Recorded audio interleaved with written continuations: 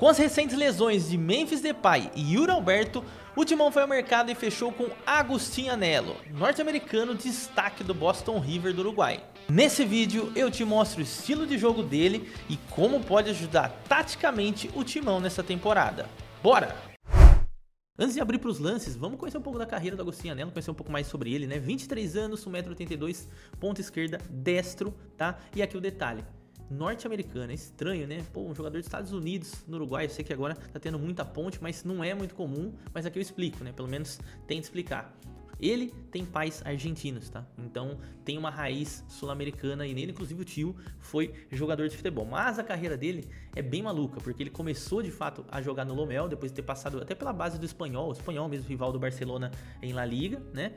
E aí depois passou pelo Sparta Rotterdam Sub-21, Sparta Rotterdam da Holanda também ali o profissional, jogou bem pouco, passou pelo Cambuur também, e passou pelo Hajduk Split, né, da Croácia, até chegar ao Boston River. Como a gente pode perceber aqui nos números, não é um atleta assim, que em números estatísticos chama grande atenção. 119 jogos, 14 gols marcados e 9 assistências. Lembrando, ele teve pouquíssimos minutos nessas três equipes aqui. Jogou de fato lá no início da sua carreira no Lomel e depois no Boston River, aonde ele chega ao Corinthians. Vamos para os lances para a gente entender como ele joga.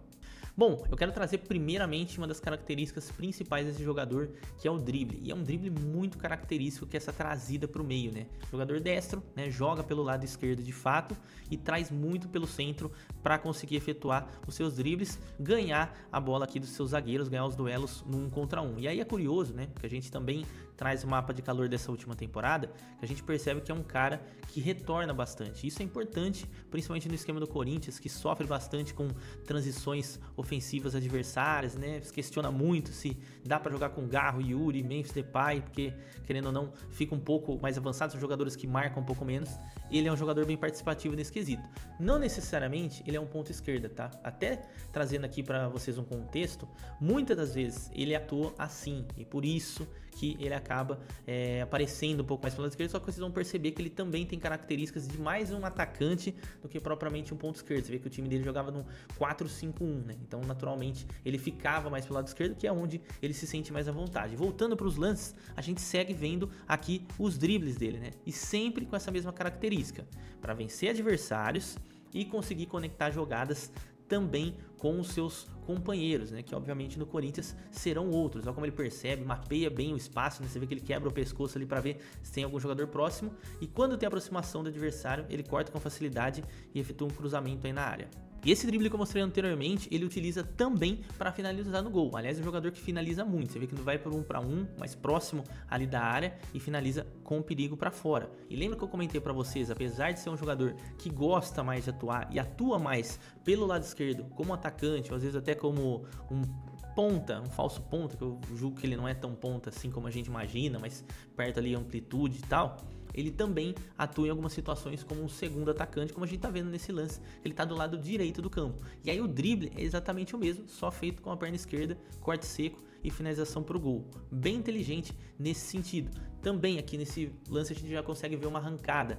É um jogador que tem uma certa velocidade, principalmente não é um velocista, né? Não vai arrancar 50 metros, não vai, mas ele tem uma explosão para ir para cima dos adversários e aí fazer o que ele faz bem, driblar e finalizar. Ó, antes de eu mostrar uma outra qualidade do Anello, já deixa o like, se inscreve para ajudar e muito o nosso canal.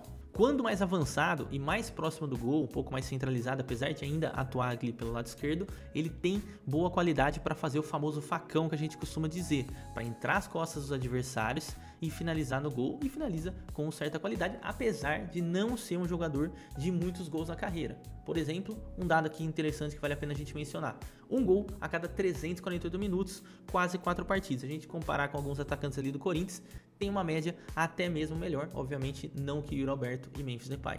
Versatilidade, você viu que a gente já viu finalização, já viu chute, já viu drible e também assistências, tá? Tanto que os números dele na carreira, apesar de não serem números expressivos, olha que domínio orientado interessante ali no entre linhas, ele também, né, praticamente iguala, né, esses números. São 14 gols marcados na sua carreira e 9 assistências, e muitas dessas nesse tipo de característica.